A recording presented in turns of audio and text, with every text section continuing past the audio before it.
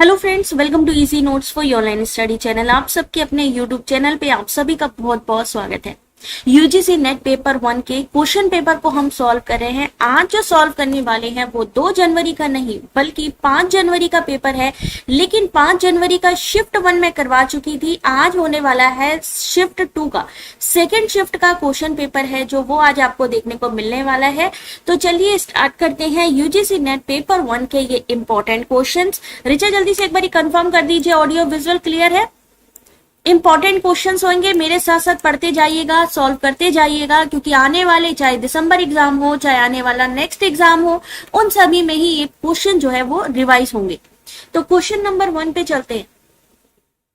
Question number 1 है, H सूचकांक यानी एच इंडेक्स का प्रयोग शोधकर्ता की उत्पादकता को मापने के लिए किया जाता है। यानी इनका कहना है कि जो एच इंडेक्स है वो रिसर्चर की प्रोडक्टिविटी को मापने के लिए किया जाता है। इनमें से कौन सा कथन एच सूचकांक यानी एच इंडेक्स को सही रूप में परिभाषित करता है? सिंपल सा पूछा गया है कि एच इंडेक्स क्या है। क्वेश्चन नंबर 1 आंसर करो तो क्वेश्चन नंबर 1 और सही आंसर क्या होगा? एच इंडेक्स क्या चीज होती है? रिसर्च एप्टीट्यूड का क्वेश्चन है। किसी लेखक के द्वारा लिखित प्रकाशनों की संख्या, किसी प्रकाशन को प्राप्त उद्धरणों की औसत संख्या। अधिकतम संख्या h इस प्रकार से कि एक लेखक के h लेख हैं और प्रत्येक को न्यूनतम h बार उद्धृत किया गया है, और अधिकतम संख्या h इस प्रकार से कि एक लेखक के h लेख हैं और प्रत्येक को अधिकतम h बार उद्धृत किया जाएगा। 5 जनवरी शिफ्ट 2 का क्वेश्चन पेपर है। शिफ्ट 1 में करवा चुकी हूँ, ये शिफ्ट 2 का है। आंसर देखिएगा, question number 1 option number C. H सूचकांक अधिकतम संख्या h इस प्रकार से कि एक लेखक के h लेख और प्रत्येक को न्यूनतम h बार उद्धृत किया जाए। इसका मतलब कि कम से कम अगर 10 शोध पत्र हैं या 10 रिसर्च पेपर हैं तो उनमें से प्रत्येक की कम से कम 10 बार अन्य शोधकर्ताओं द्वारा साइटेड किया जाना जरूरी है। एच इंडेक्स जो है 2005 में हिर्श के द्वारा शुरू किया गया था, जो कि एक एकेडमिक मैट्रिक पैमाना है जो एक शोधकर्ता की उत्पादकता, उद्धरण यानी साइटेशन प्रभाव को मापता है। यह इंगित करता है कि एक शोधकर्ता ने पेपर को प्रकाशित किया और प्रत्येक को कम से कम बार उद्धृत किया गया है, जो इसे कैरियर, अनुसंधान, पदोन्नति, अनुदान के प्रभाव का मूल्यांकन करने के लिए उपयोगी बनाता है। Question number 2, what are the communication media? संचार माध्यम इनमें से कौन सा है? क्वेश्चन नंबर 2 कम्युनिकेशन का क्वेश्चन है ये। क्वेश्चन नंबर 2 कम्युनिकेशन मीडिया क्या है? कम्युनिकेशन हम लोग जो आपस में बात कर रहे हैं, तो कम्युनिकेशन मीडिया क्या चीज है? आपने कहा क्वेश्चन नंबर 2 का ए क्यों कहा भाई? कम्युनिकेशन मीडिया के बारे में बात करी इन्होंने। कौन कौन सी चीजों को इन्वॉल्व करते हैं जब हम कम्युनिकेशन करते हैं? किस किस के थ्रू हम कम्युनिकेशन कर सकते हैं? और सही आंसर क्या होगा? ऑप्शन नंबर, ध्यान से देखिए, कम्युनिकेशन मीडिया किन किन चीजों से हम कर सकते हैं?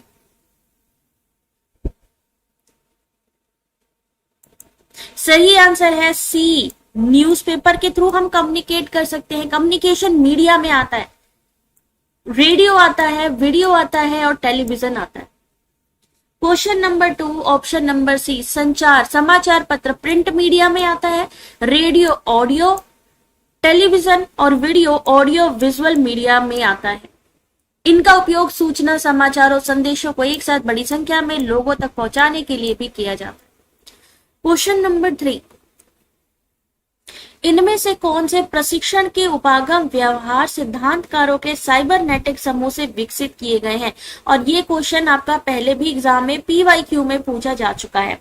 विच of the following are the approaches to training develop from the cybernetic group of behaviour theorist?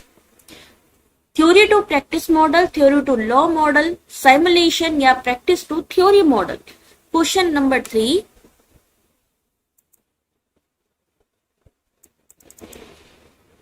Question number 3 और इस क्वेश्चन का सही आंसर क्या है?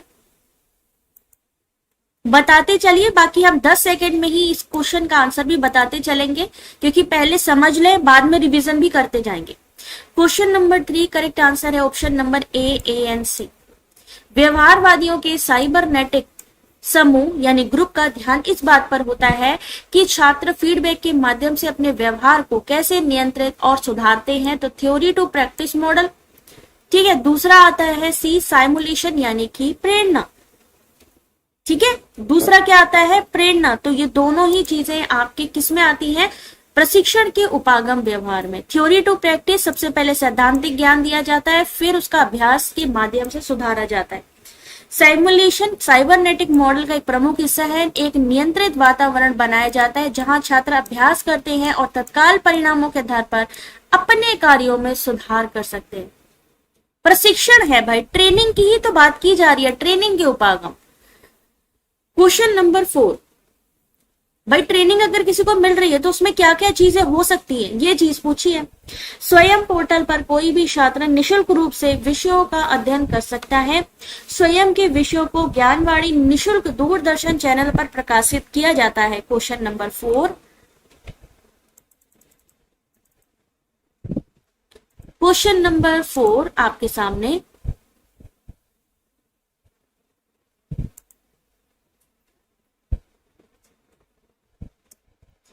और सही आंसर इस क्वेश्चन का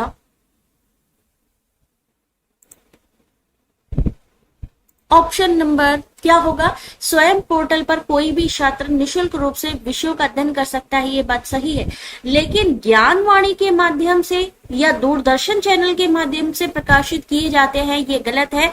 किसके माध्यम से किए जाते हैं, स्वयं पर जो कोर्सेस हैं वो स्वयं प्रभा के चैनल के द्वारा दिखाए जाते हैं, क्योंकि स्वयं यूज करता है डीटीएच चैनल। ठीक है, उसके माध्यम से। तो ए सही है, लेकिन आर जो है वो गलत है। Question number 4 option number C. Question number 5, अब देखिए अलग तरीके का क्वेश्चन है कि जब हम हिमालय भूदृश्य से गुजरते हैं तो समुदाय की भौतिक और जैविक संरचना परिवर्तित होती है। निम्नलिखित वृक्षों के प्रकारों को जो हिमालय की तुंगता प्रगता प्रवण क्षेत्रों में पाए जाते हैं, गिरिपाद क्षेत्र सागर तल से 500 मीटर की ऊंचाई पर से उच्चतर से क्षेत्रों के अनुक्रम में व्यवस्थित कीजिए। यानी निचले स्तर से ऊपर, पहाड़ ऊपर है, जितनी भी लंबाई उसकी मापी जाती है किलोमीटर में, कि कितनी दूरी है ऊंचाई से मापी जाती है। तो इन्होंने कहा जो नीचे के वन है उनसे लेके जो ऊपर पहाड़ों में है वहां तक का इंक्रीजिंग ऑर्डर लगाइए। तो क्या होगा इस क्वेश्चन का, टुवर्ड्स हायर रीजन, नीचे से स्टार्ट करते हुए Himalayas from foothill region, नीचे से मैदानी इलाकों से शुरू करते ऊपर जाएंगे। तो किस तरीके के पेड़ मिलते हैं वहां पे। क्वेश्चन नंबर 5, चीड़, नेचुरल सी बात है, पहाड़ी इलाकों में होता है ना। ब्लू पाइन भी वही होता है। क्वेश्चन नंबर 5 सही आंसर होगा ऑप्शन नंबर डी। सबसे पहले आएगा पर्णपाती वन, जिसे हम क्या कहते हैं, डेसिडस फॉरेस्ट कहते हैं। लगभग 500 मीटर से कम ऊंचाई पर पाए जाते हैं। आर्द्र तापीय, जिसे हम वेट टेम्परेचर फॉरेस्ट कहते हैं, वो 1000 से 2000 मीटर की ऊंचाई पर पाए जाते हैं। चीड़ यानी कि पाइन, ये पाए जाते हैं 1500 से 1800 मीटर की ऊंचाई पर। ब्लू पाइन 2000 से 3000 मीटर की ऊंचाई पर। सिल्वर फर की बात करें तो ये सबसे ऊंचाई पर पाए जाते हैं 3000 से ऊपर। और जैसे जैसे हम ऊपर जाते हैं तापमान कम होता जाता है, और जो पेड़ों की बनावट है वो चौड़ी पत्तियों से निकलकर कैसी होती जाती, नुकीली होती जाती, सुई की तरीके होती जाती है, फर के जैसी हो जाती है। इसीलिए देखा होगा आपने, चीड़ के वृक्ष होते हैं, जब आप पहाड़ों में जाते होंगे आपने देखा क्रिसमस ट्री तरीके की पतली पतली पत्तियां होती हैं। तो जैसे जैसे ऊंचाई पे जाते हैं चौड़ी पत्तियों से बदलकर डेसिडस से बदलकर कन्फेरियस में कन्वर्ट हो जाते हैं। चलिए नेक्स्ट क्वेश्चन है आपका क्वेश्चन नंबर 6। एक रीजनिंग का क्वेश्चन है, लिखा है 26, 62, 78, 87, 35, 53 के बाद क्या आएगा। भाई एक चीज समझ लो, एक महीना रह गया है, 22 तारीख आज हो गई है, एक महीना रह गया है। एक महीने में जितना रिवाइज कर लोगे, जितनी ज्यादा प्रीवियस ईयर क्वेश्चन पढ़ लोगे, जितनी ज्यादा आप एमसीक्यूज को सॉल्व कर लोगे, बेनिफिट उतना ही आपको मिलेगा। ये एग्जैक्ट पैटर्न है लास्ट क्वेश्चन पेपर जो हुआ है आपका, ऐसे ही मिलते जुलते क्वेश्चन आपके एग्जाम में आएंगे। मान लो ये क्वेश्चन आ गया एग्जाम में, क्या आंसर करेंगे? क्वेश्चन नंबर 6, डिफरेंस देखिए पहले इनके बीच में, 26 है, फिर हो गया 62, पलट गया 26, फिर 6 पहले आ गया, 2 बाद में, 78, 87, 35, 53, 74, 47, यानी यहां से इसको यहां कन्वर्ट किया गया। इस क्वेश्चन में कुछ भी नहीं करना था, इजी क्वेश्चन था, आराम से सॉल्व हो सकता था, बस इन्होंने डिजिट बदली है। क्वेश्चन नंबर 6, क्वेश्चन नंबर 7 देख सकते हैं, नए नए क्वेश्चन डाले हुए। ये आपकी, आप किसी भी बुक को उठा लो, आपके पास बुक होगी, आप उसमें उठा के देख लो, क्या एनवायरमेंट के ये क्वेश्चन उसमें है? नहीं है। जैविक अंतःक्रिया, एमनेसलिज्म, म्यूचुअलिज्म, कम्युनिस्लिज्म या पेरिस्टिज्म क्या होता है?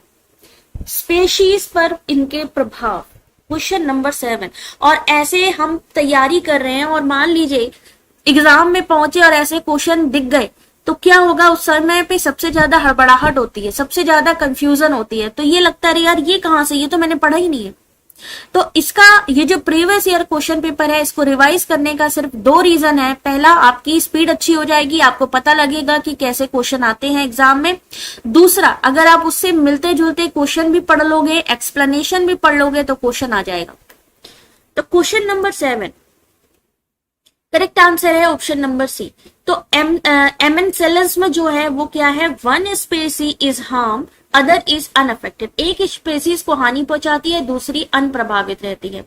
म्यूचुअलिज्म यानी सहोपकारिता, ये क्या होती है? जहां दोनों ही बेनिफिटेड होते हैं। कमेंसलिज्म सहभोजता की क्या होती है? एक स्पेसी लाभान्वित होती है और अन्य प्रभावित होती है। परजीविता यानी कि एक स्पेशीज लाभान्वित होती है और अन्य को हानि पहुंचाती है। एक अफेक्टेड यहां पर वर्ड आप देख रहे हैं, एक बेनिफिटेड वर्ड देख रहे हैं, एक हार्म देख रहे हैं, तीनों का अलग अलग चीज है यहां पे। क्वेश्चन नंबर 7 के बाद क्वेश्चन नंबर 8, व्यक्तिक भिन्नता एक स्वाभाविक प्राकृतिक परिघटना है और व्यक्तिक भिन्नता यानी इंडिविजुअल डिफरेंस को शिक्षा द्वारा नगण्य किया जा सकता है। क्वेश्चन नंबर 8, इंडिविजुअल डिफरेंस, सब में कुछ ना कुछ डिफरेंस है। एक इंसान में और दूसरे इंसान में कुछ ना कुछ डिफरेंस है ही है। तो यहां पर उनका वही है कि ये एक प्राकृतिक परिघटना है और शिक्षा के माध्यम से इसे नेगेटेट किया जा सकता है। क्वेश्चन नंबर 8 करेक्ट आंसर है option number C. A is correct but R is not correct. A तो सही है कि स्वाभाविक घटना है, सब में कुछ ना कुछ अंतर होता ही होता है, कुछ ना कुछ भिन्नता सब में होती है, लेकिन इसे नगण्य किया जा सकता है, ये गलत है। क्योंकि शिक्षा का उद्देश्य व्यक्तिगत भिन्नताओं को खत्म करना तो बिल्कुल भी नहीं है, बल्कि उन्हें पहचान कर छात्र की क्षमता के अनुसार उनका विकास करना है। भिन्नता को वो खत्म नहीं कर सकती। मान लीजिए एक व्यक्तिगत भिन्नता है, एक हो सकता है पढ़ाई में ज्यादा अच्छा है, हो सकता है एक की हाइट पर्सनैलिटी अलग है, एक का IQ अलग है, तो ऐसा थोड़ी ना कि उन दोनों के बीच का डिफरेंस खत्म कर देगी, नहीं, खत्म नहीं करेगी। वो क्या करेगी, उसी के अकॉर्डिंग ही शिक्षा क्या करती है, पहचानती है और फिर उसी के अकॉर्डिंग, उसकी कैपेबिलिटी के अकॉर्डिंग उसका विकास करती है। क्वेश्चन नंबर 9 लॉजिकल रीजनिंग का एक क्वेश्चन है कि argument that sound is eternal because it is produces fallacious according to classical Indian school of logic. ध्वनि शाश्वत है क्योंकि उत्पादित किया जाता है, दोषपूर्ण है क्योंकि उपयुक्त युक्ति में मध्य पद अत्यधिक संकीर्ण है। और ये वाला क्वेश्चन PYQ में कई बार पूछा गया क्वेश्चन है। क्वेश्चन नंबर 9 ध्वनि शाश्वत है क्योंकि उत्पादित किया गया है, ये दोषपूर्ण है। और क्यों दोषपूर्ण है, इसको कारण भी दिया गया है। तो देखिए सही आंसर ऑप्शन नंबर सी। ए तो सही है क्योंकि ध्वनि शाश्वत है, क्योंकि इसे उत्पादित किया जाता है, ये दोषपूर्ण है, उत्पादित थोड़ा नहीं किया जा सकता। न्याय दर्शन के अनुसार जो वस्तु उत्पन्न की जाती है, जैसे कि घड़ा, वह अनित्य होती है और ध्वनि को शाश्वत यानी इटर्नल कहा जाता है, लेकिन ये उत्पादित नहीं होती है। घड़ा बनाया जाता है मिट्टी से, ध्वनि को नहीं बनाया जाता है, इसलिए दोषपूर्ण तो है ही है पहला सेंटेंस। दूसरा कहा है कि मध्य पद अत्यधिक संकीर्ण है, तो ये गलत है क्योंकि संदर्भित युक्ति में विरुद्ध तक का तर्क दोष है, ना कि मध्य पद का, क्योंकि इसे उत्पादित किया जाता है, खंडन किया जा रहा है इसका। तो यहां पर क्वेश्चन नंबर 9 सही answer C. Question number 10, national education policy से संबंधित है, लेकिन सिर्फ अभी की नहीं पुरानी भी है। नवोदय विद्यालय के बारे में भी है कि एनईपी 1986 द्वारा परिकल्पित किए गए। 2020 में 2047 तक प्रत्येक जिले में पीएम विकसित भारत विद्यालय को खोलने का सुझाव दिया गया। ऑपरेशन ब्लैक बोर्ड की शुरुआत विद्यालयों का आधारभूत ढांचा बेहतर करने के लिए की गई और के कस्तूरी रंगन की अध्यक्षता में एनईपी 2020 लिखा गया। और निःशुल्क और अनिवार्य बाल शिक्षा अधिकार अधिनियम प्रधानमंत्री अटल बिहारी वाजपेयी की देन है। क्वेश्चन नंबर 10, आपको मैंने हायर एजुकेशन के 100 एमसीक्यू प्रोवाइड किए थे। अगर आप उसमें देखो नवोदय विद्यालय के बारे में भी उसमें मैंने प्रोवाइड किए हैं क्वेश्चन। अब देखिए क्वेश्चन नंबर 10 सही आंसर। सबसे पहले तो पूरा पढ़ लो जितनी भी चीजें आपको आती हैं। क्वेश्चन नंबर 10 का सही आंसर है डी यानी ए सही है कि नवोदय विद्यालय की स्थापना या परिकल्पित किया गया था 1986 में। सी भी सही है कि ऑपरेशन ब्लैक बोर्ड विद्यालयों का आधारभूत ढांचा बेहतर बनाने के लिए किया गया। ऑप्शन नंबर डी भी सही है क्योंकि एनईपी कस्तूरी रंगन अध्यक्ष माने जाते हैं ना जब वो एनईपी 2020 लाया गया, तो सही आंसर है option number D. Question number 11, अब ये तो सब लोग आराम से कर लेंगे। डिजिटल इनिशिएटिव अभी परसों ही पढ़ाया आप लोगों को। दीक्षा किसके लिए है, निष्ठा किसके लिए है, परख किसके लिए और सक्षम किसके लिए। मैंने आपसे कहा था ना एमसीक्यू में भी आ सकता है, मैचिंग में भी आ सकता है, फुल फॉर्म भी आ सकते हैं। ठीक है ना दीपिका, आता ही वाला क्वेश्चन, जल्दी से आंसर करिए। क्वेश्चन नंबर 11 रेनू ने कहा है ऑप्शन नंबर सी। सही आंसर ऑप्शन नंबर डी। अगर हम बात करें दिव्यांग छात्रों के लिए तो सक्षम है। अगर हम कहें परफॉर्मेंस मूल्यांकन एनईपी 2020 में परख को बताया गया था मूल्यांकन के लिए। अगर हमें परफॉर्मेंस असेसमेंट की बात करें, डिजिटल इंफ्रास्ट्रक्चर हो गई हमारी दीक्षा, और जहां पर भी टीचर से रिलेटेड हो गया, ट्रेनिंग से रिलेटेड हो गया, तुरंत समझ जाइए निष्ठा। क्वेश्चन नंबर 12, ये देखो इन सब का डिटेल भी दिया गया है, आप लोग चाहो तो यहां से भी पढ़ सकते हो। क्वेश्चन नंबर 12, इनमें से कौन प्रमुख शोध अभिकल्पों में से सम्मिलित है? Which of the following are included in a major research design? Question number 12,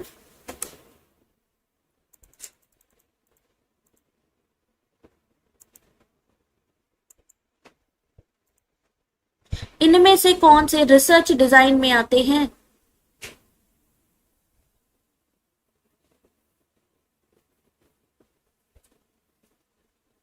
और सही आंसर है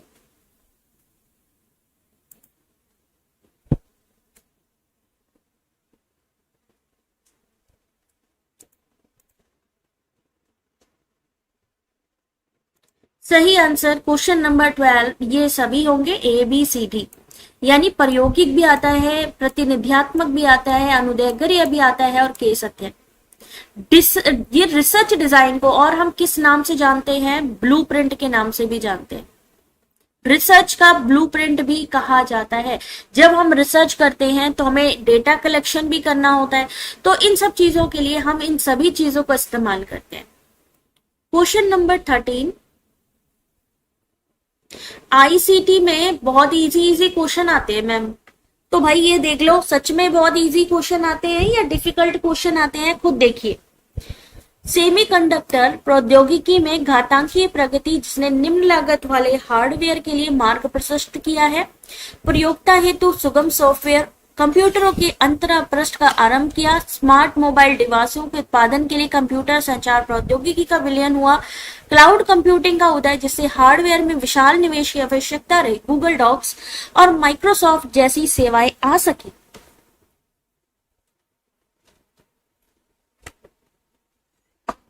आईसीटी में कैसे क्वेश्चन आते हैं?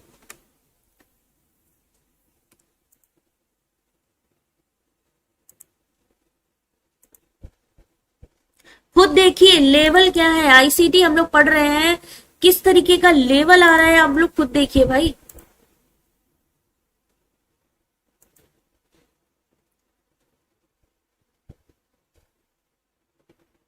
और सही आंसर है इस क्वेश्चन का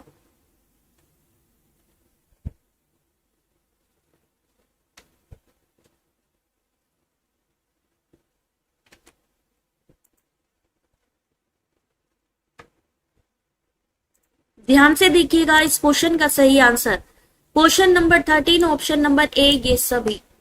semiconductor exponential progress of semiconductor technology paving the way for low cost hardware। Semiconductor का जहां यूज हुआ लो कॉस्ट हार्डवेयर हुआ। Introduction of user friendly software interface of computer, ठीक है। Merge of computer communication technology to produce smart and mobile device. और risk of cloud computing leading to services like Google doc, Microsoft 365 without the need for large investment in hardware. Question number 13 के बाद question number 14। अब ये तो सबको आता होगा, ICT का क्वेश्चन है, मेरे ख्याल से सभी को आता होगा इसके बारे में। सर्च इंजन वो हार्डवेयर डिवाइस है जो विश्वव्यापी www पर किसी भी वेबसाइट के लिए खोज करता है। गूगल और माइक्रोसॉफ्ट का बिंग दो लोकप्रिय सर्च इंजन है।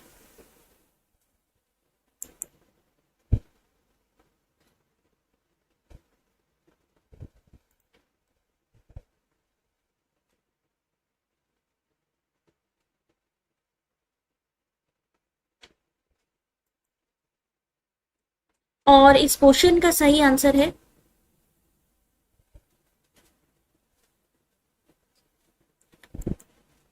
पहली बात तो ये है कि जो सर्च इंजन है, हम www यानी जब भी हम सिस्टम पे काम कर रहे हैं, इंटरनेट पे काम कर रहे हैं, तो वो हार्डवेयर डिवाइस तो हो ही नहीं सकती। वो हार्डवेयर तो फिजिकल पार्ट है कंप्यूटर के बाहर।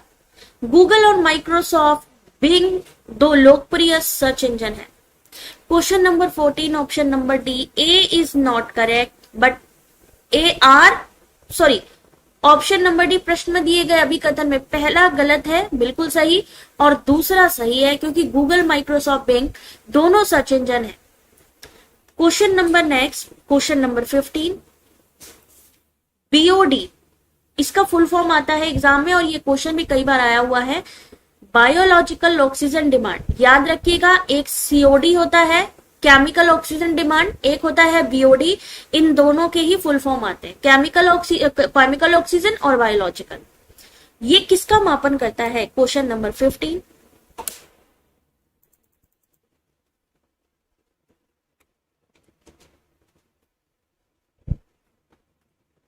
क्वेश्चन नंबर 15 सही answer option number A, organic contamination of water. जैविक ऑक्सीजन मांग अर्थात बायोलॉजिकल ऑक्सीजन डिमांड मुख्य रूप से जल में मौजूद कार्बनिक पदार्थों के जैविक अपघटन के लिए सूक्ष्म जीवों द्वारा उपयोग की जाने वाली ऑक्सीजन की मात्रा का मापन करता है। ये जल नदियों झीलों में कार्बनिक प्रदूषण अर्थात जैविक संदूषण के स्तर का आकलन करने के लिए प्रमुख मानदंड है। Question number 16। दस्तानों के एक दर्जन जोड़े का मूल्य है 120। 20% की छूट दी गई तो 16 दस्तानों के कितने जोड़े खरीद सकते हैं?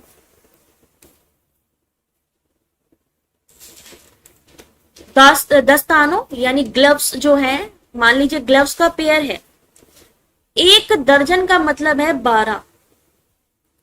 एक दर्जन जोड़ों का मूल्य है 12 का मूल्य जो है वो है 120। अब हमने 20% की छूट दे दी तो 16, तो इन्होंने कहा है 16, अगर 16 रुपए में find how many pairs of gloves can be bought from for ₹16। 16 रुपए में हम कितने खरीद सकते हैं? Find how many pair of gloves can be bought for 16।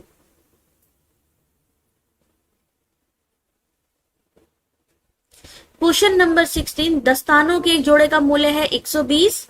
अगर हमने 20% की छूट दे दी तो कितना हुआ 120 इंटू 20/100। 120 में माइनस करेंगे 24, यानी इसको माइनस करेंगे निकलेगा 96।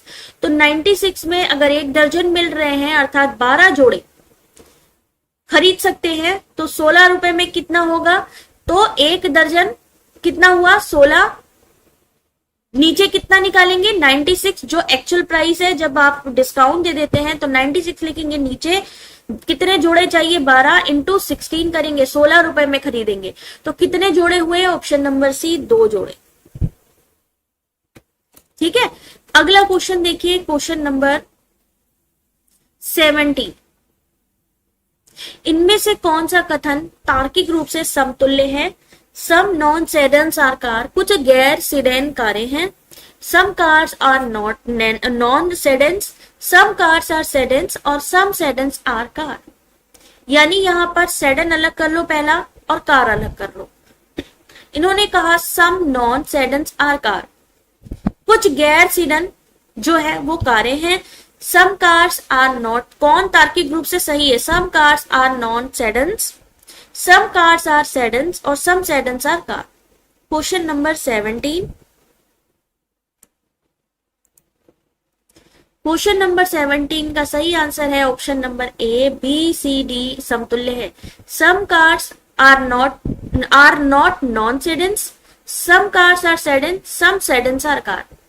कुछ कारें सेडन नहीं है, लेकिन कुछ नहीं है, लेकिन कुछ तो हो सकती है ना कारें सेडेन्स। कुछ कारें सेडेन्स नहीं है, कुछ कारें हैं, इसीलिए कुछ कारें सेडन है और कुछ सेडन कारें हैं। दोनों ही यहां पर चीजें आ रही हैं। Question number 18। इनमें से कौन सा जोड़ी सुमेलित नहीं है, क्वेश्चन नंबर 18। और ऐसा ही शिफ्ट 1 में भी आया था कि इनमें से कौन सी सुमेलित नहीं है, और वो किसका आया था, आपका यूपीएस का आया था शिफ्ट 1 में कि कौन सी जोड़ी सुमेलित नहीं है, यूपीएस। अभी यहां पर कौन सी नहीं है, file transfer protocol, simple mail technology protocol, UDP user diagram protocol या रीड ओनली मेमोरी। सही आंसर है ऑप्शन नंबर बी, क्योंकि वो टेक्नोलॉजी नहीं है, सिंपल मेल ट्रांसफर प्रोटोकॉल। 18 का सही आंसर ट्रांसफर प्रोटोकॉल। ठीक है, ट्रांसफर। Question number 19। उसमें न्यूज एजेंसीज पूछी गई थी, यहां पर इंस्टीट्यूशन पूछे गए। पिछली बार वाले में शिफ्ट 1 में न्यूज एजेंसीज पूछी गई थी, यहां पर उनका पूछा गया है संस्थाओं का स्थापना वर्ष के अनुसार। तो भारतीय विज्ञापन एजेंसी, भारतीय श्रमजीवी पत्रकार यूनाइटेड न्यूज ऑफ इंडिया, भारतीय भाषाई समाचार पत्र संघ और विज्ञापन दाता सोसाइटी। अब ये देखिए जरा, कितने लोगों को ये लग रहा है कि ये क्वेश्चन आपने पढ़ा हुआ है। अब बताइए ऐसे क्वेश्चन कितने क्वेश्चन छोड़ेंगे। स्टेटमेंट वाले क्वेश्चन भी हैं, असर्शन रीजन वाले क्वेश्चन भी हैं। और सोचिए जो लोग इजी क्वेश्चन, कई जगह पे मैंने देखा है यूट्यूब में ऐसे चैनल हैं जो इतने इजी क्वेश्चन करवा रहे हैं और कैंडिडेट कॉन्फिडेंट में आ रहे हैं कि भाई ये तो मैं कर लूंगा, लेकिन एग्जैक्टली यहाँ पर जो पैटर्न है देख सकते हो। निवी क्या होगा बेटा, डी आंसर। क्वेश्चन नंबर 19 बेटा सही आंसर है सी। देख रहे हैं, तो Indian language newspaper association 41, advertising agency association of India 45, Indian federation of working journalist 50, Indian society of advertiser 52 और United news of India 1959। Question number 19 के बाद क्वेश्चन नंबर 20। इनमें से कौन सा संधारणीय विकास लक्ष्य यानी SDG concerned with protection, restoration, promotion of a sustainable use of terrestrial ecosystem, स्थलीय परितंत्रों की संधारणीय उपयोग के लिए पुनर्स्थापना और प्रोत्साहन से इनमें से कौन कौन से गोल जो हैं वो सम्मिलित हैं। क्वेश्चन नंबर 20 एसडीजी 1 में क्या है, 5, 10, 15, 17।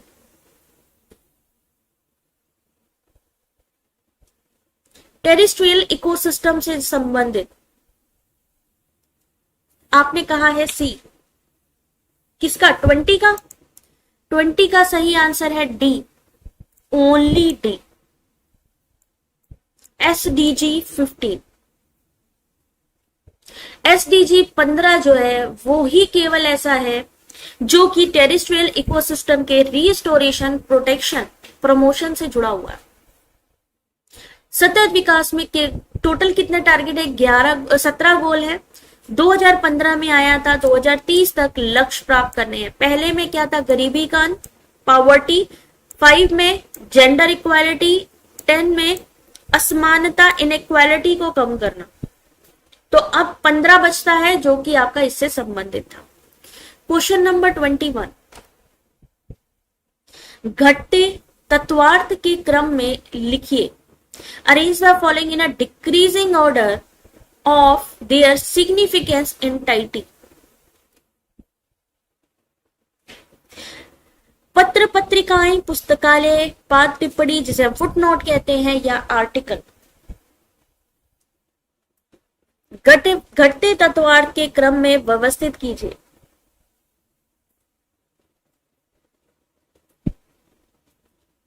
क्वेश्चन नंबर 21,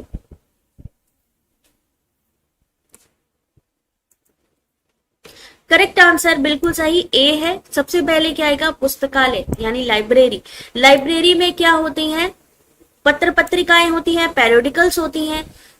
पत्र पत्रिकाओं में क्या होता है? लेख होता है यानी आर्टिकल होता है। और आर्टिकल में क्या चीज होती है? फुटनोट्स होती है। तो मेन कैटेगरी क्या है? पुस्तकालय। यहां से स्टार्ट करके हम आगे बढ़ेंगे।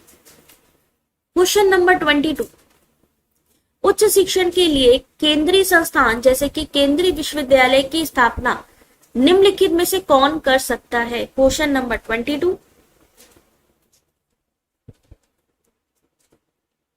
ये क्वेश्चन शिफ्ट 1 में भी आया है। इसका मतलब है जब आप एग्जाम देते हैं शिफ्ट वाइज, तो शिफ्ट 1 में जो क्वेश्चन आते हैं शिफ्ट 2 में आने के चांसेस रहते हैं। कई ऐसे क्वेश्चन है जो शिफ्ट 1 में भी आए हैं। तो सही आंसर पार्लियामेंट, बिल्कुल सही जा रहे हैं आप लोग, option number A. Question number 23, quantitative research has been subjected to many criticism by qualitative researcher। परिणात्मक शोध की गुणात्मक शोधकर्ताओं द्वारा अनेक आलोचनाएं हुई हैं और प्राकृतिक विज्ञान का मॉडल सामाजिक विश्व के अध्ययन के लिए उपयुक्त नहीं है। क्वेश्चन नंबर 23,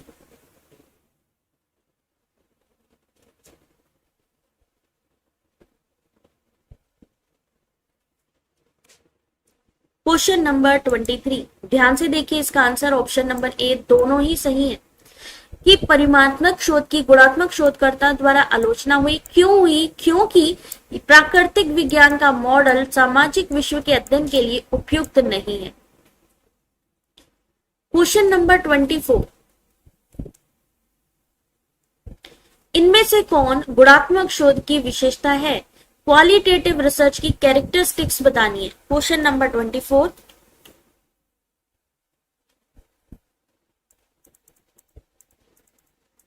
कोई बता सकता है कब का क्वेश्चन पेपर सॉल्व कर रहे हैं? ये क्वेश्चन पेपर कहीं भी अवेलेबल नहीं है, किसी बुक में भी प्रॉपर नहीं अवेलेबल है। Question number 24,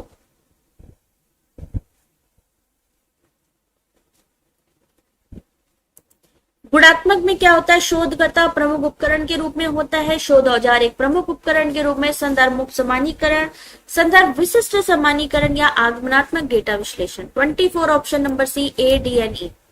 researcher as a key instrument, D context free generalization, option number E inductive data analysis. क्योंकि खुद ही की इंस्ट्रूमेंट होता है, खुद ही डेटा इकट्ठा करता है।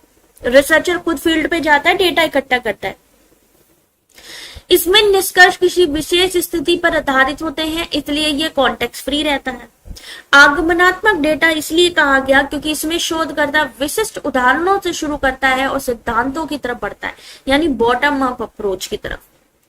क्वेश्चन नंबर 25, कम्युनिकेशन का क्वेश्चन है ये वाला। अगर आपको लगता है हमारी कम्युनिकेशन यूनिट स्ट्रांग है तो आंसर करिए।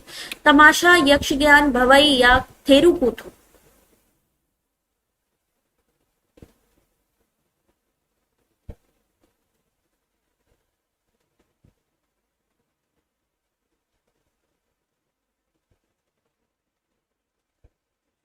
Question number 25।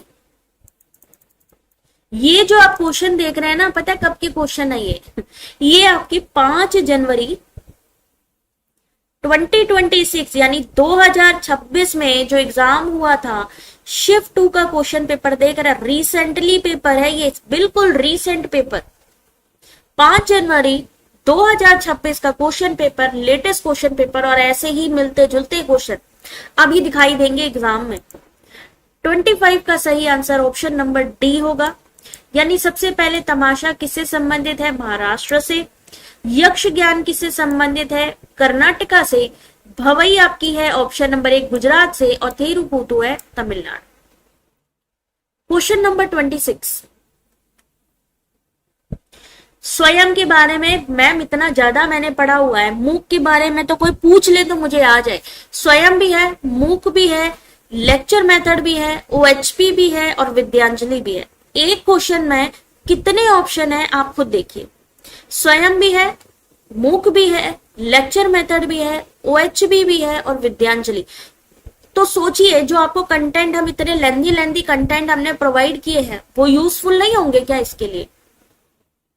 विद्यांजलि मैंने आपको डिजिटल इनिशिएटिव में करवाया है। विद्यांजलि एक पीएम विद्या लक्ष्मी जो यूजीसी नेट की साइट पर भी दिख रहा है, एनटीए की साइट पे भी दिख रहा है। पीएम विद्या लक्ष्मी तो आएगा ही आएगा, जो लोन लेने के लिए है।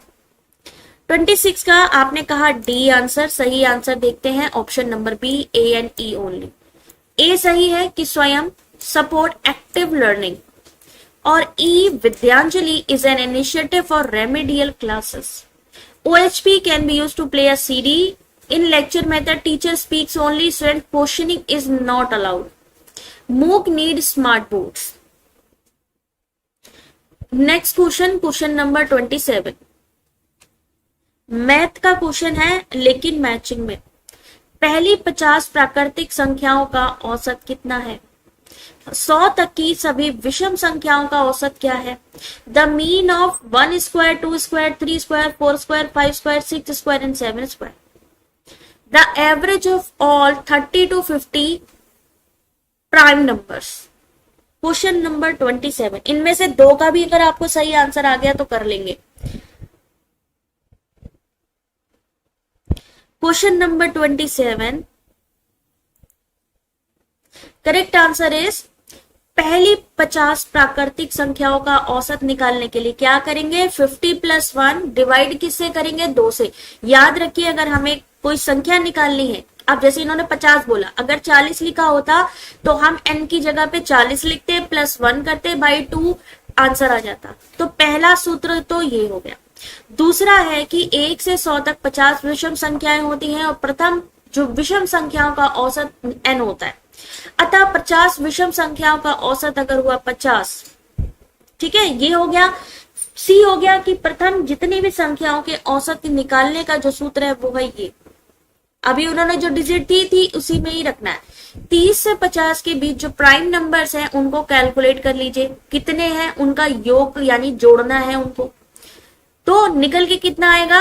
199, क्योंकि हमें एवरेज निकालना है। कितनी संख्याएं हैं? 1 2 3 4 5, तो 5 से डिवाइड करेंगे 39.8। तो यहां सही सुमेलित जो था वो था सी।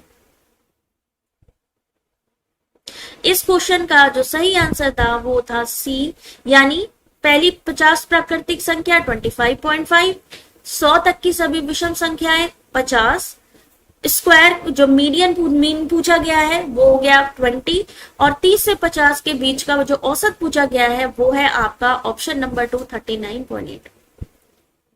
Question number 28। अगर हम स्कूल को HCSLOO, सेम चीज है, सेम अल्फाबेट है, बदल दिया गया है, सेम अल्फाबेट यहाँ है, इसको भी इंटरचेंज किया गया है, तो टेबल्स को कैसे लिखेंगे? 28 क्वेश्चन नंबर।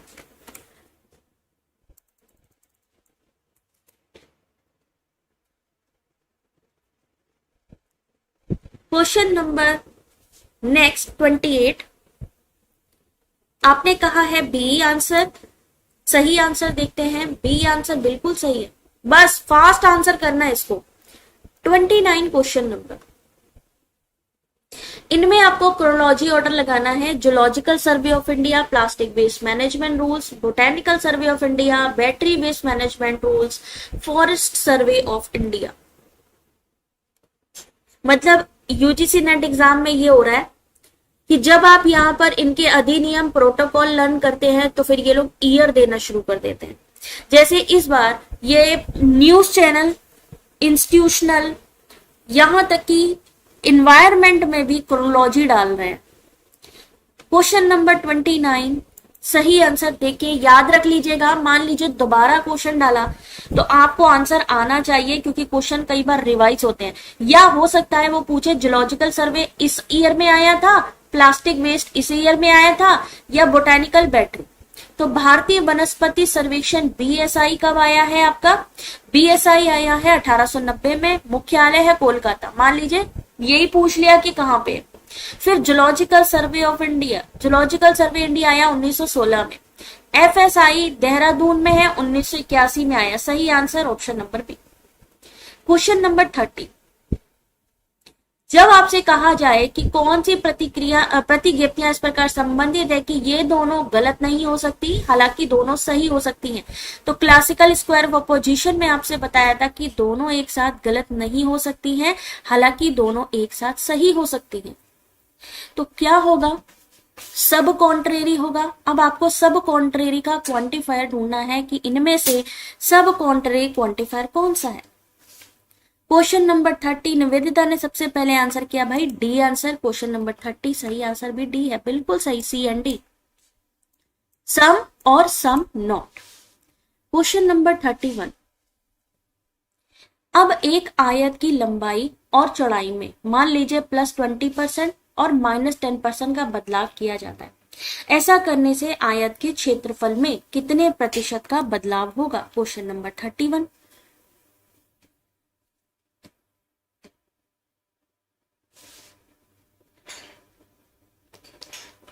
अब इस क्वेश्चन को कैसे करेंगे? 31 का सही आंसर देखिए। इन्होंने कहा है एक्स वाई में परिवर्तन करने पे, जब हमें उसमें चेंजेस करने हैं तो ये फॉर्मूला लगाएंगे x plus Y plus x into Y. ठीक है, तो लंबाई में कितनी वृद्धि करी? 20, और चौड़ाई में कितनी कमी करी? -10%। तो 20 - 10, और यहां पर एक्स वाई कर दिया। तो क्योंकि यहां पर प्लस माइनस था, एक जगह प्लस है एक जगह माइनस है, इसलिए 20 को बाहर रख के -10 किया गया। नीचे 100 ही रहेगा। डिवाइड करेंगे 20 - 10 प्लस माइनस का 2 हो जाएगा। 20 - 12 यानी 8% की वृद्धि। ठीक है, आपने सिर्फ फॉर्मूला याद करना है। अब यहां पर मान लीजिए इन्होंने माइनस या प्लस दे दिया है, एग्जाम में हो सकता है प्लस माइनस ना दे, सीधा सीधा आपको निकालना है तो कोई टेंशन ही नहीं है। x into Y, X Y लिखा है यानी इनको आपस में मल्टीप्लाई करना था। तो 100 में से अगर 200 को आप डिवाइड करोगे तो कितना आएगा? 2 ही तो आएगा। अगला क्वेश्चन 32 लिखा है, नेट की परीक्षा देने के लिए अभ्यर्थी के पोस्ट ग्रेजुएशन के विषय में 55% लाना अनिवार्य। ये शिफ्ट 1 में भी आया था सेम क्वेश्चन। इससे ये समझ लीजिए कि जो शिफ्ट 1 में बच्चे पेपर दे के आते हैं, शिफ्ट 2 वाले वो क्वेश्चन पेपर, वो एनालिसिस पढ़ के जाए, क्योंकि वो चीज दोबारा पूछी जा रही है। तो यहाँ क्या हो जाएगा?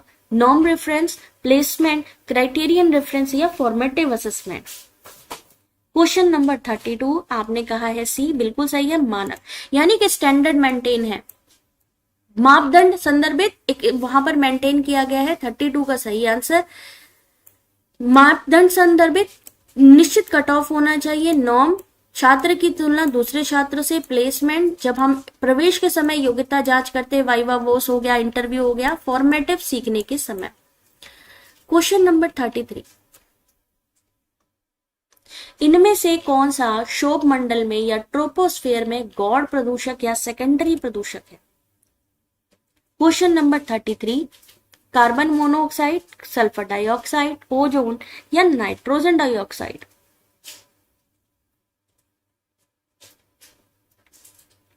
क्वेश्चन नंबर 33 आपने कहा है सी।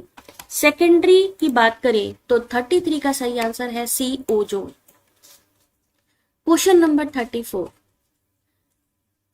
कोई भी गुलाब कोई भी कमल गुलाब नहीं है। अगर उसको सत्य मान लिया जाए तो किस कथन के सत्य होने का अनुमान किया जा सकता है? If the statement no lotus are roses is given as false, then which of the following statement can be inferred to be true? अगर हमारा नो का मतलब है ई हमारा अगर गलत है तो क्या चीज सही होगी?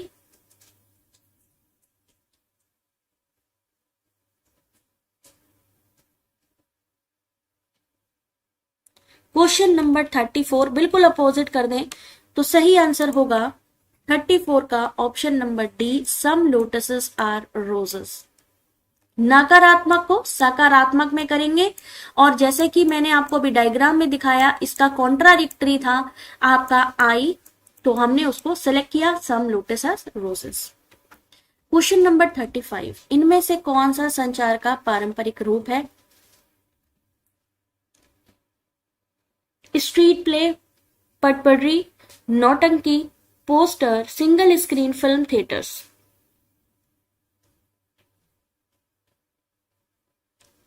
नुक्कड़ नाटक, कठपुतली का खेल, नौटंकी, पोस्टर, एकल स्क्रीन वाले। ये तो बहुत जल्दी आ जाएगा। क्वेश्चन नंबर 35 सही आंसर नुक्कड़ नाटक पारंपरिक है, कठपुतली पारंपरिक है, नौटंकी पारंपरिक है। इसमें इंटरनेट का यूज होगा, प्रिंटिंग का यूज होगा, इसमें भी टेक्नोलॉजी का यूज होगा। तो स्टार्टिंग के ए बी सी सही आंसर 35 का डी।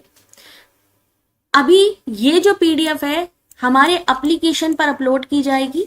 जो भी ये पीडीएफ चाहते हैं नोट्स एंड नन एप्लीकेशन को डाउनलोड करिए। इस एप्लीकेशन में ना सिर्फ आपको क्विज मिलेगा, UGC net paper 1 complete course मिलेगा। अगर आपकी बिल्कुल पढ़ाई नहीं हुई है आप पेपर 1 का कंप्लीट कोर्स ले लीजिए, डेली उसमें से पीडीएफ उठाकर पढ़िए, सारी चीजें कवर हो जाएंगी। तो यहां पर आपके सामने 35 के बाद 36 क्वेश्चन नंबर लिखा है, producing a letter to send out to patient. रोगियों को प्रेषण हेतु एक पत्र बनाना किसमें आता है? अगर हमें किसी को मेन चीज क्या पूछी कि अगर पत्र बनाना है तो हम किसका इस्तेमाल करेंगे? क्रिएटिंग ग्राफ, अगर हमें मान लीजिए ग्राफ बनाना है तो हम किसका इस्तेमाल करेंगे? अगर हमें प्रश्न बनाने हैं तो हम किसका इस्तेमाल करेंगे? और अगर हमें प्रदर्शन करना है तो किसका इस्तेमाल करेंगे? एग्जाम्पल देके पूरी चीजें आपसे पूछी गई हैं। एग्जाम्पल देके बताइए अब कहां पर डेटाबेस में क्या होगा, वर्ड प्रोसेसिंग में क्या होगा, स्प्रेडशीट में क्या होगा? आपने कहा रेनू ऑप्शन नंबर सी। 36 का सही आंसर ऑप्शन नंबर बी। अगर हमें पत्र बनाना है तो वर्ड प्रोसेसिंग का यूज होगा। अगर हमें ग्राफ बनाना है तो स्प्रेडशीट का इस्तेमाल करेंगे। अगर हमें प्रश्न बनाना है तो डेटाबेस का इस्तेमाल करेंगे। और अगर हमें स्वास्थ्य संबंधी चीजों को बनाना है तो हम क्या करेंगे? प्रेजेंटेशन बनाएंगे जब हमें प्रदर्शन करना है किसी चीज का। क्वेश्चन नंबर 37 गांधी जी के अखबारों में बहुत ज्यादा विज्ञापन प्रकाशित किए गए थे, उनके अखबारों का प्रचार प्रसार बहुत व्यापक था। क्वेश्चन नंबर 37 असर्शन रीजन के, स्टेटमेंट के, मैचिंग के क्वेश्चन आप देख सकते हैं किस लेवल है। मैथ की तो अभी जो 2-3 देखे हम लोगों ने वो मैचिंग वाला भी था, स्टेटमेंट वाला भी था। क्वेश्चन नंबर 37 सही आंसर देखते हैं option number D, A is not correct. A गलत है, आर सही है। गांधी जी के अखबारों में बहुत ज्यादा विज्ञापन प्रकाशित किए गए, ये गलत है। उनके अखबारों का प्रसार प्रचार बहुत ज्यादा था, उस समय प्रचार प्रसार बहुत ज्यादा था। किसका? न्यूज़पेपर्स का। क्वेश्चन नंबर 38 लो भाई आ गया डीआई। अब डीआई का क्वेश्चन सॉल्व करना है। हमारे सामने डेटा है, सबसे अच्छी बात है परसेंटेज नहीं है, हमें परसेंटेज नहीं सीधा डेटा मिला है। और हम जब टेबल को पढ़ते हैं तो पता चलता है कि कोई ऐसा डेटा नहीं है जो आपके टेबल में हो, ठीक है, स्टेटमेंट में हो। यानी हमें जो काम करना है वो सिर्फ और सिर्फ इस पे काम करना है। अब पहला क्वेश्चन है कि मान लीजिए कि सभी 5 परिवहन, ट्रांसपोर्ट की बात करिए, 5 परिवहन यानी एयर, बाइक, रेल, बस और कार का प्रयोग करके हम विभिन्न शहरों का दौरा करने वाले पर्यटकों की संख्या ठीक ठीक किस शहर में, कितने शहरों में 1600 से ज्यादा है? आपको बताना है कि इन सब में सफर करने वाले ऐसे कौन से शहर हैं जिनकी संख्या 1600 से ज्यादा है। बताइए। सभी पांचों परिवहन को यूज करना। तो शिमला का टोटल बताइए कितना है, जयपुर का टोटल, भाई सिर्फ जोड़ना है, सिंपल सा क्वेश्चन है और 2 नंबर पक्के, सिर्फ जोड़ के बताना है कितने ऐसे शहर हैं जिनके की 1600 से ज्यादा है। जल्दी आंसर करिए, जोड़ना है। और जोड़ने के लिए वहां कैलकुलेटर मिलेगा, जोड़ने के लिए वहां आपको आपकी वॉच मिलेगी, आप उससे कर सकते हैं। मिलेगी? बिल्कुल नहीं मिलेगी। सपना ही नहीं, सोचो ही नहीं। आपको जितना सॉल्व करना है, रफ पेपर मिलेगा, रफ पेपर भी वहीं सबमिट करके आना है। ये नहीं है कि रफ पेपर हम घर में ले आए। ठीक है, तो क्वेश्चन नंबर 38 जल्दी से जोड़ें। 348, 382, 376 बहुत लंबा जुड़ेगा, इसीलिए तो टाइम टेकिंग है ये। तो सही आंसर 1834 आया पहले का, फिर आया 1786, 1684, 1554, 1590, 1610। इन्होंने कहा 1600 से ज्यादा होना चाहिए, सिर्फ 1600 होगा तो नहीं काम चलेगा। तो 16 किस में है? एक इसमें है, दूसरा इसमें है, इस 1600 यहां भी ज्यादा है, यहां पे भी ज्यादा है, तो बी आंसर 4। 16, अगर मान लीजिए 1600 डिजिट लिखी होती, मान लीजिए इसमें किसी में 1600 लिखी होती तो उसको नहीं माना जाता। क्यों? उससे ज्यादा हमें चाहिए। 39 क्वेश्चन नंबर लिखा है, मान लीजिए कार के द्वारा जयपुर का दौरा करने वाले, हम कार से जा रहे हैं जयपुर का दौरा करने। जयपुर कहाँ भैया? ये दूसरे नंबर पे 360। और बस के द्वारा गोवा, अब ये बस ये रही और गोवा है 310। तो पर्यटकों की संख्या का अनुपात क्या है? जल्दी से इनको देखिए। तो 36 और 31, अब ऐसी कोई डिजिट है जिससे ये दोनों कट सकते हैं? नहीं कट सकते भाई, सही आंसर सी 36, 31। ठीक है, ये दोनों कटेंगे ही नहीं। तो जहां तक ये लोग कट सकते हैं, डिवाइड हो सकते हैं, वहां तक हम आंसर निकाल सकते हैं। 36, 31। क्वेश्चन नंबर 40 देखा, इजी क्वेश्चन है ना। अब है कि हवाई मार्ग से यात्रा करने वाले पर्यटक, हवाई मार्ग कहाँ है? वायु। पर्यटकों और बस के द्वारा यात्रा करने वाले, बस कहाँ रही? ये रही, के बीच का अंतर। यानी आप सिर्फ जो एयर वाले हैं उनको टोटल कर लीजिए, जो बस वाले हैं उनको टोटल कर लीजिए और आपस में माइनस कर दीजिए, आपका आंसर आ गया। यानी कि आपका कैलकुलेशन अच्छा होना चाहिए, जोड़ना, घटाना, एवरेज निकालना ज्यादा जल्दी तेजी में करेंगे उतनी तेजी में आंसर निकलेगा। क्वेश्चन नंबर 40 सही आंसर क्या होगा? टोटल कर लीजिए दोनों का और आपस में माइनस करना है। 40 का सही आंसर, सबसे पहले इसका निकाला इन्होंने, कितना निकला? 2018, 2018। ठीक है, और दूसरे का जो इन्होंने बस से करने वाले थे उसका निकला 1936। आपस में मैंने क्या कहा था? दोनों को माइनस कर देना है, तो सही आंसर क्या आएगा? ए। तो डिफिकल्ट क्वेश्चन नहीं है, हाँ टाइम टेकिंग है, आपको जोड़ना पड़ेगा, लेकिन फिर भी हम कहते हैं बहुत अच्छा है, सिर्फ जोड़ना है, ज्यादा कैलकुलेशन नहीं है। 41 क्वेश्चन नंबर, परिवहन के सभी 5 माध्यमों का प्रयोग करके शिमला का दौरा करने वाले पर्यटकों की कुल संख्या, शिमला की टोटल संख्या, सभी 5 परिवहन माध्यमों का प्रयोग करने वाले मनाली का भाई लास्ट में, इसका भी टोटल, मनाली का टोटल और इसका टोटल, प्रयोग कर मनाली जाने वाले पर्यटकों की कुल संख्या से लगभग कितना प्रतिशत अधिक है? Question number 41। और जब हमें कितना परसेंट अधिक है या कितने प्रतिशत कमी है, तो आपस में हम पहले क्या करते हैं? माइनस करते हैं। दोनों को पहले टोटल को माइनस करेंगे, नीचे लिखेंगे किसके बारे में? जो लास्ट स्टेटमेंट है, यानी आपका मनाली नीचे लिखेंगे, शिमला और मनाली का डिफरेंस ऊपर लिखेंगे, इनटू 100 करेंगे।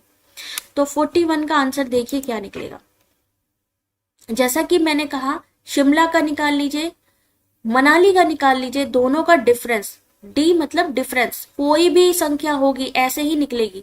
डिफरेंस को लिखिए ऊपर, नीचे किसको निकला है? लास्ट का आपका मनाली का स्टेटमेंट सबसे नीचे है, तो मनाली से इन्होंने बोला, किससे आपको निकालना है? मनाली से निकालना है शिमला का। शिमला का ऊपर लिखा डिफरेंस, शिमला का नहीं बल्कि दोनों का डिफरेंस लिखा, कितनी कमी या कितनी वृद्धि है, इनटू कर दिया 100, 13.91 क्वेश्चन नंबर यहाँ पर किसका था 41 का आंसर डी। क्वेश्चन नंबर 41 के बाद यहाँ पर हम एंड कर रहे हैं आज की क्लास को। 41 क्वेश्चंस मैंने कंप्लीट कराए, कुछ और लेंदी क्वेश्चंस भी थे। 5 क्वेश्चन आपके समझ लीजिए आरसी, जो कि मैं बाद में कराऊंगी आपको। बाकी 2-3 क्वेश्चन डिफिकल्ट थे, जैसे कि एक था आपका जो है ये बाइनरी डिजिट वाला, जिसको मैं आपको समझाऊंगी उसके बाद, उसके बारे में बताऊंगी। तो इसलिए 2-3 क्वेश्चन को छोड़ के बाकी मैंने सारी चीजें कवर करा दी हैं। आरसी मैं लास्ट में करवाऊंगी। बाकी अगर आप चाहते हैं इसकी पीडीएफ, तो यहाँ हमारे यूट्यूब चैनल के होम सेक्शन पे हमारे नोट्स एंड लर्न पे यूजीसी नेट पेपर 1 का कंप्लीट कोर्स अवेलेबल है 65% डिस्काउंट के साथ में। यूज करना है कोड PREP PREP 2026। और साथ ही टेलीग्राम की लिंक भी है, सब्सक्राइब नहीं किया है तो सब्सक्राइब कर लीजिए। अब मिलेंगे आपसे नेक्स्ट क्लास में। Thank you everyone, all the very best.